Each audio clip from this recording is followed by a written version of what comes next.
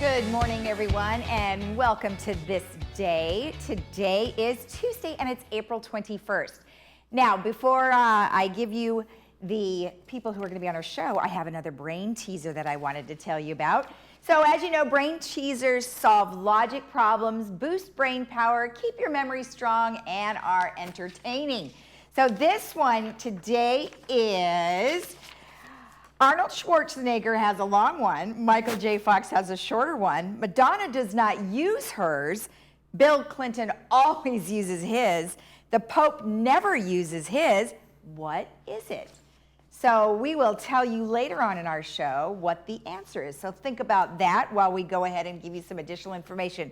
So today on our show, we have a segment, a Zoom interview with Orange County Sheriff Barnes. And then we have virtual concerts in your home. Now, of course, we always have our regular information for you from the cdc.gov, orangecountyhealthinfo.com. Now, on the cdc.gov website, we found some additional information. We found that you can go on there and find some things that will help you in your home and things that you'll be able to do, as well as the orangecountyhealthinfo.com. You can always go get those numbers there. Now here's the limit your exposure to COVID-19. I found that was very interesting, especially when you are going to the grocery store. I know we talked a little bit about cleaning your groceries before, but now we've got something that's just a little bit different, shopping for food and other household essentials, especially if you are sick and you want to be able to have some maybe someone help you out. So that's a really good source. You could always go to our Laguna Woods Village alerts.com, and we have additional sources there for you as well. As you can see on the right-hand side, we always have the latest COVID information. Or you were able to give us an email at info@lagunawoodsvillage.com, or you could always call our hotline, which is updated as we can, 949-268-2019. Now let's take a look at our weather. Our weather is looking very lovely for the rest of the day, as well as onto the weekend. So we've got Tuesday, 70-56 with sun. We have Wednesday, 82-60, sunshine. Thursday, 82-63, which will be gorgeous. And then Friday, we have 86-61, warmer with sun. And then Saturday, we have sunny and warm. Now our sunrise and sunset. Our sunrise this morning was at 6:13, and our sunset will be at 7:27. Now look at this beautiful photo. These are some folks out enjoying the village with their masks on. So they're doing some social distancing. And that is courtesy of Mark Rabinowitz. Thank you, Mark. We love the photos that you send. They're always wonderful and beautiful. Now, if you have a beautiful photo that you would like to send in and have us air it here on This Day, please email it to us at lagunawoodsvillagetv@gmail.com. We can't just have Mark be the only one sending in photos, and Joel and Bonnie. So everybody, just send us some photos. We'd love to see how you guys are doing out there in the village. All right, when we come back, we are going to have Sheriff Barnes with some great information about what's going on out there right now. Stay tuned.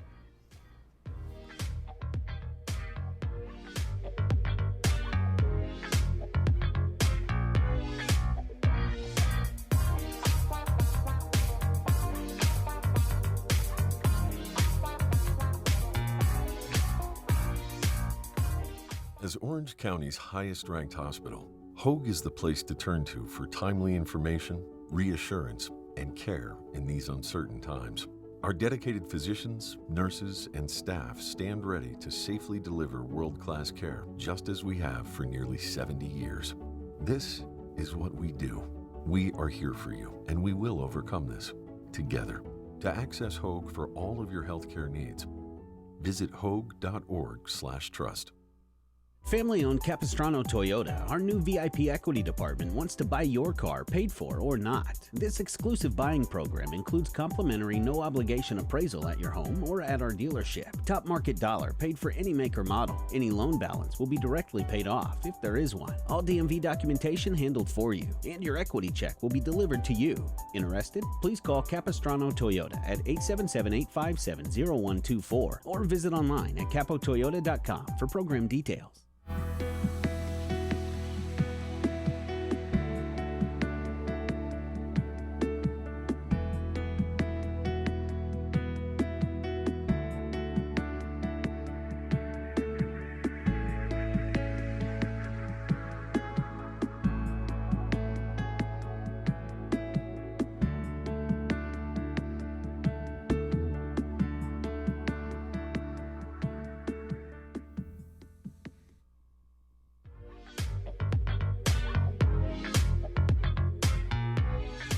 welcome back. Well, today I have Orange County Sheriff with us, Sheriff Barnes, who's going to talk a little bit about protection, being safe, and a couple of numbers that are coming out of the jails.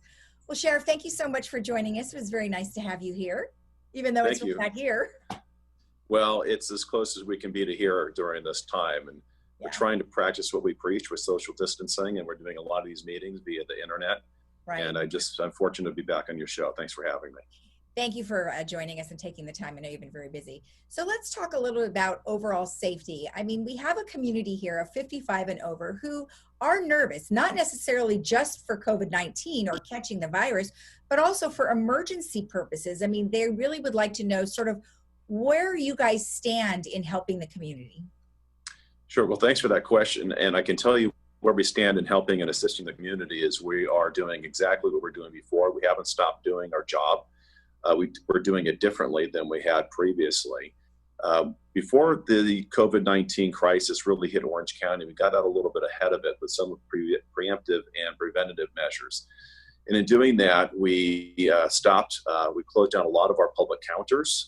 We stopped dealing first person with the public wherever we have to. Our dispatch, when we had calls for service and our deputies would normally go out and meet somebody face to face, we stopped doing that where we didn't have to do that anymore. Started taking calls, reports over the phone rather than in person and things like that. So we've been kind of out ahead of it. We also, through our dispatch, worked with them when people were calling for help to explain to them why we were changing our protocols and asking some preemptive questions like, is anybody in the household sick, have flu-like symptoms? Has anybody tested positive for COVID-19? So we could let them know. We also told them through our dispatchers that when deputies came out, we would probably try to maintain social distancing as best we could, meet them outside where possible, and all those other things. And the public's been overwhelmingly receptive and positive about some of the things that we put in place. Our calls for service have decreased significantly as a result, and they're down. And some categories of crime are down as well, and I'll cover some of those a little bit later. But for the most part, if you are still expecting to get service from the Sheriff's Department, you're still going to get those services, just maybe in a little different fashion than you would have before. We had a discussion with the Orange County Fire Authority, and, you know, obviously they have to change their practices too. So I would imagine that you guys are having masks and gloves and things like that. But is that, I mean, the masks are different, but are the gloves really that much different if you were to be on scene somewhere? No, we've always had some equipment for personal protective equipment for our deputy sheriffs, and routinely they would wear gloves. Not very frequently would they wear masks as a part of their normal routine. There would be environments where they might, if they were in a drug lab or something like that, they would don personal protective equipment to make sure that they are safe. In this environment, it's a little different. So we have different types of masks that they would wear. They have the full N95 mask that would be something they would use if they had come in contact with an individual who might be positive with COVID-19. Right. A lot of the masks that they're wearing are just the facial barrier mask, and wearing those as a precautionary measure. Sure. And even beyond that, all of our inmates in the jail right now have those facial barrier masks. So if they're going anywhere outside of their cell or their immediate housing environment, they would put those masks on. So we're hoping to protect them as much as protect our staff. Well, you know, let's actually jump to that, because I know you have some numbers that you'd like to share with us regarding inmates. And I mean, there's been a lot of discussion across the country about how they are releasing inmates and, you know, how does that actually work? So maybe we could talk a little bit about that. But first, let's talk a little bit about some of the numbers that you were mentioning about inmates, you know, having COVID-19 or not. So yes, we have, again, we got out ahead of this and changed some of our protocols within our custody operations, our jails. We stopped visiting, for example. We stopped a lot of the programs from outside the organization to come in and volunteer or pay programs. So we stopped as much as possible the in and out of people coming in and out of the jails. Our jails don't have face-to-face visits in most of our jail circumstances, but what I was concerned about is on visiting days, we will have hundreds of people in a very large mass setting that would place them at risk. And so as difficult as that was, we stopped our visiting for the protection of our staff working there and also those who come to the facilities who might unknowingly have COVID-19 or be around somebody who might have it and transfer it that way. So we try to play by the same rules that we expect everybody else to in regards to mass gatherings and social distancing. We have about 4 weeks ago, it was actually March 19th, we had, the week after that, we had our first inmate who is positive with COVID-19. We have different types of housing environments within the jail. We have single cells and we have dormitories and we have large barracks types settings that have hundreds of inmates in an open environment.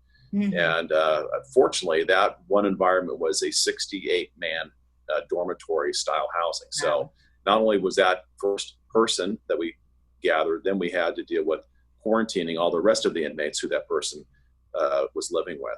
And we had protocols in place. And we follow the same protocols that are based on CDC guidelines.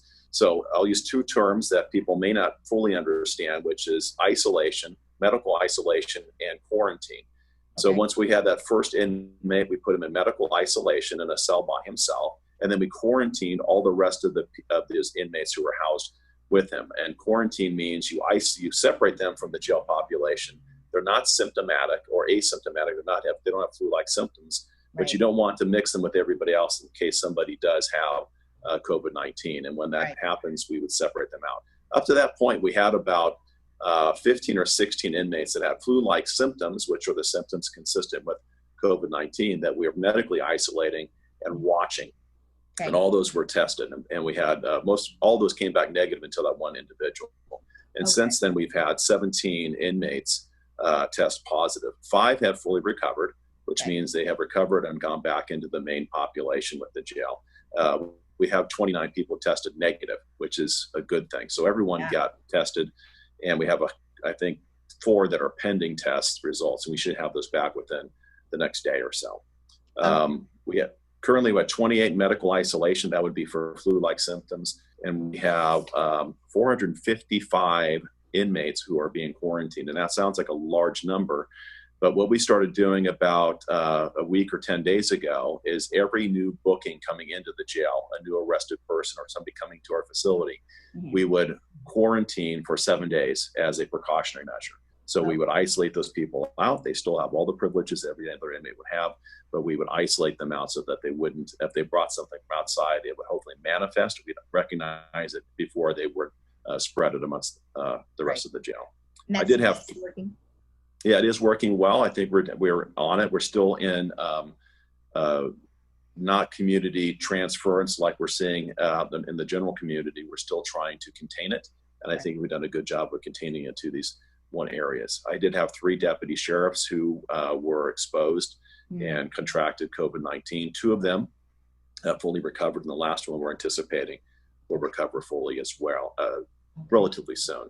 The other thing that I think is really for the public to know is all these inmates who have contracted COVID-19 are all being treated within the jail. None of them have gotten severe enough where they need to be transferred to a hospital. That's good. And that's important. You did mention about the releases, and if I can just explain what that means to, I think, your viewers. So going back to where we were a few weeks ago, about a month ago, we had our population was already down a little bit, so we had some capacity to move inmates around and keep them safe.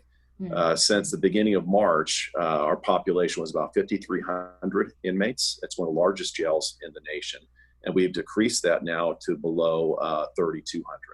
So it's about a 40% decrease in our jail population within just over a month. And we did that by several means. First, I had in the government code the authority in an emergency to release inmates. In fact, the language is very broad. It says that I can release any inmate. Well, I'm not going to do that. I'm going to release those who present the least risk to the public. And then when I made the decision in about March 20th to start releasing inmates, we defined those as least risk for those who were already sentenced to nonviolent, non-serious offenses. So these were inmates who were already coming up on their release date. We just released them a little bit earlier. And we started with 10 days. We eventually went to 30 days early. And we've released about 400 inmates early using that mechanism. We also identified through the healthcare agency those inmates who I have in my care who they have identified as being medically at risk. That could be either by age or pre-existing medical condition. Mm-hmm. And for those who met the same criteria, sentence coming up on the end of their sentences, we went 60 days early for those who are medically at risk. And that is included in about the 400. Okay. The other, we also release people through attrition.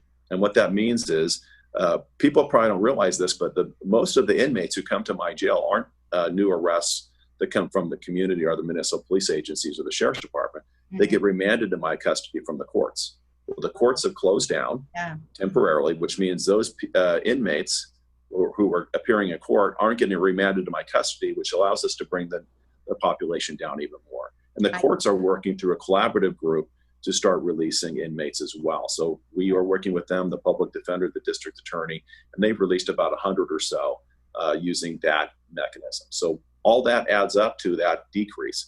And when you have a 40% less population, it allows us the ability to better manage our jail population, create social distancing in barracks and dormitory environments, and also isolate them appropriately if they are at risk or exposed.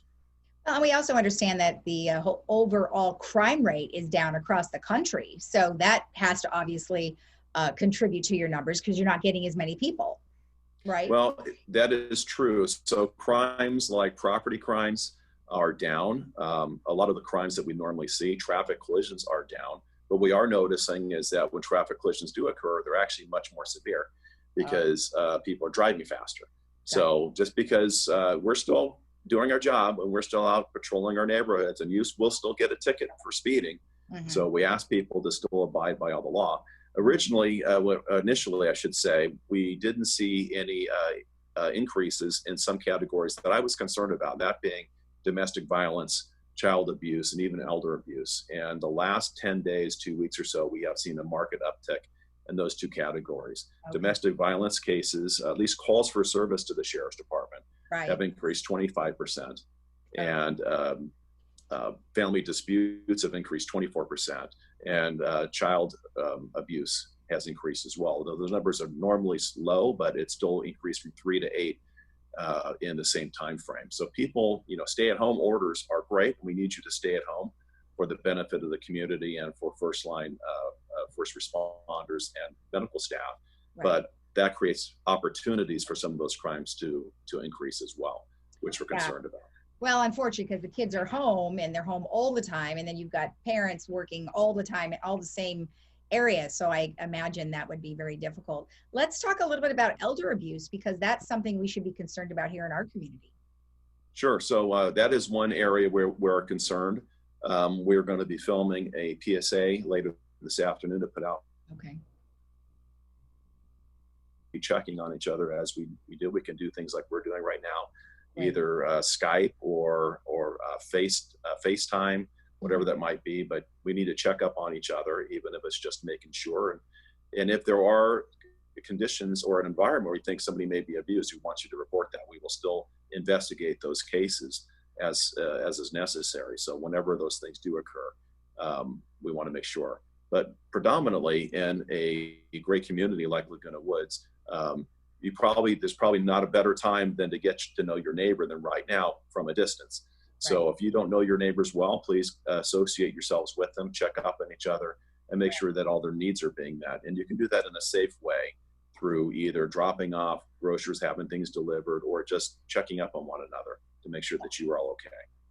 Exactly. And we've been promoting that through various resources here. Memorial Care across the way has been providing us delivery service. Many churches, organizations really have come together. So I think that's one thing we can certainly say about the communities is they really are pulling together to help everyone.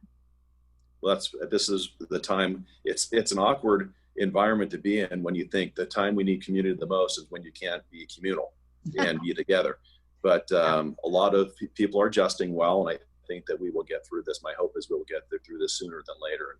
And I think you can see light at the end of the tunnel. Exactly. Well, I do appreciate you taking the time. I know you're very busy, and it's very nice to hear that you're all still doing the same things that you normally do in light of what we're dealing with. Well, thank you very much. All right. You have a great day. Thank you. and we'll be right back after this.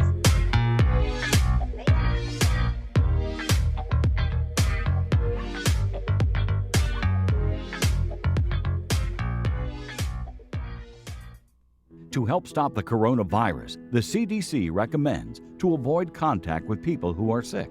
Cover your cough or sneeze with a tissue, then throw the tissue in the trash. Avoid touching your eyes, nose, and mouth. Clean and disinfect frequently touched objects and surfaces. Stay home when you are sick, except to get medical care. Wash your hands often with soap and water for at least 20 seconds. For more information, contact the CDC. A message from Village Management Services.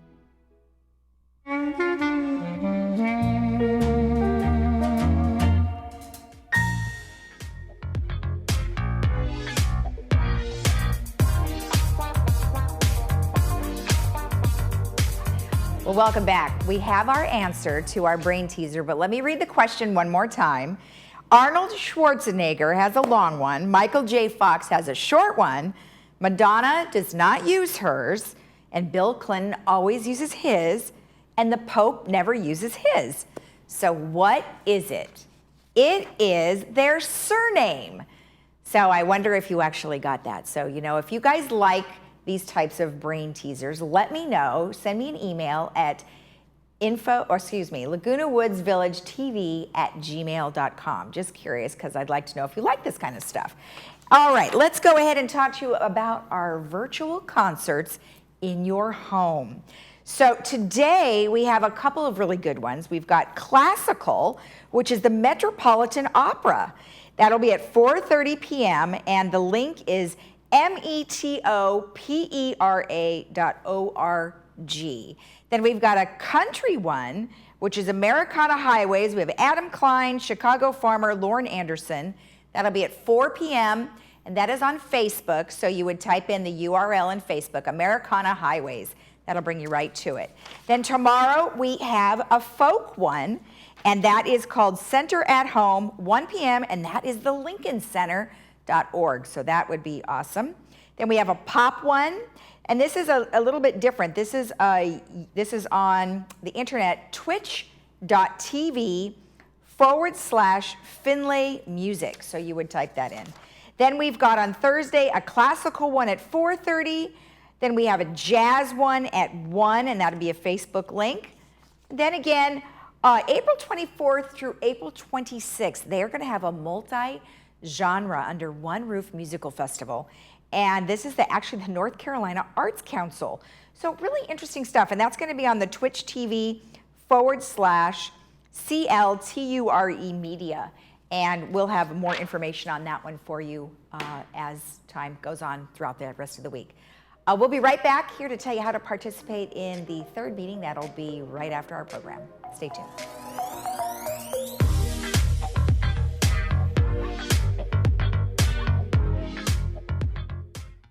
Hey Laguna Woods, it's Ken. And Lisa. Did you miss an episode of This Day? Not to worry. Head over to youtube.com and search Village Television. Here you can find each episode of This Day and other community programs such as Good Day OC, Discovering Laguna Woods, and much more. Just click the red subscribe button, then click the bell to be emailed every time we upload a video. Don't miss out. And subscribe today. We consider hearing to be an essential part of your life. During this time of quarantine and isolation, you need to be hearing the best you can to understand how to stay safe and to hear your friends and family. Advanced Ear Care is offering service to everyone that needs help with their hearing aids, no matter where it was you purchased. If it's not working properly, please call for a free troubleshooting appointment. We even have hands-free, no-contact curbside service. There's no charge for this service. Advanced Ear Care is here to keep you hearing during these critical days.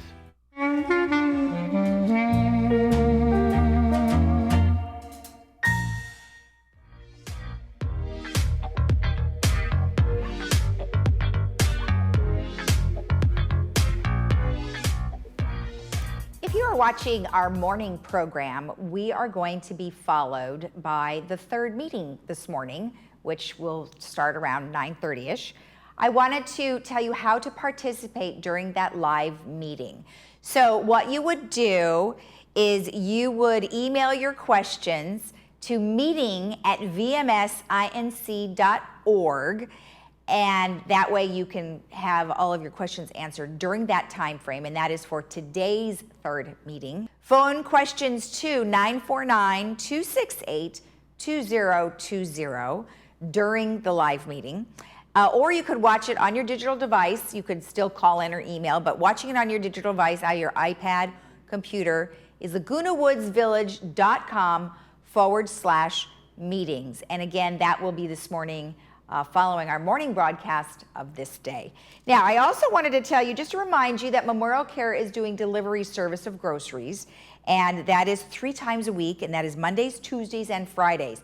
They ask that you call ahead of time, so you could call 949-452-3333 or 452-3032. Now, just wanted to give you another reminder, because you guys are doing such a good job on your census, is that remember you have this mailer that came to you some time ago, about a month or so ago. And of course, before all of this COVID stuff, people were going to go around and knock on your doors, but now they're asking that you do everything online, or you can do it through the mail. So go ahead and follow those instructions in that packet, and let's get to 100% of our census numbers, because we really need those dollars. All right, let's take a look at our weather one more time. It's looking very beautiful this week. We are looking at very lovely skies. 70, 56 today, sunny, sunny, sunny all week. Till you get to Friday, it's going to be super warm, 86, 61. A gorgeous weekend, sunny and warm, 83, 61. So we have a few high clouds today and a little fog, but other than that, things look good. So have a great day in the village. Stay healthy.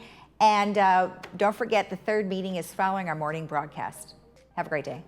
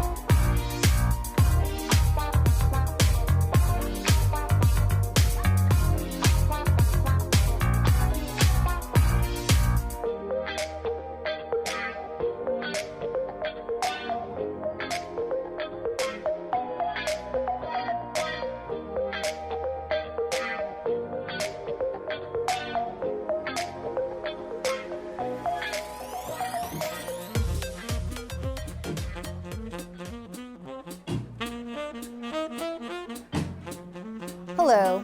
RadNet is the nation's largest outpatient medical imaging network, providing thousands of imaging procedures each day. During this time, RadNet remains committed to serving the needs of our communities. Our radiology centers are open and will remain open to treat patients. Rest assured that RadNet is following CDC protocols and taking every measure to ensure the safety and well-being of our patients and staff. RadNet has recently been asked by local hospitals to help provide outpatient imaging services for their patients, and RadNet is committed to supporting those needs. We are available to take your calls and schedule your appointments. To schedule an appointment online, visit myradiologyconnectportal.com or visit our website at radnet.com for more information and to find a location near you. Be healthy and be safe.